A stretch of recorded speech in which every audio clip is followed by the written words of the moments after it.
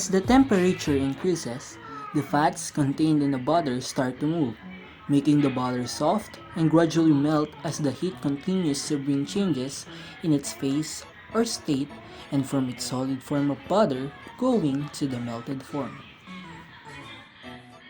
The heat causes the changes in the butter, making the solid one to the liquid or caramelized form. This happens since there are changes in the bonding energy between the molecules. If heat takes up a substance, then the bonds between these molecules will break just like the melting of butter.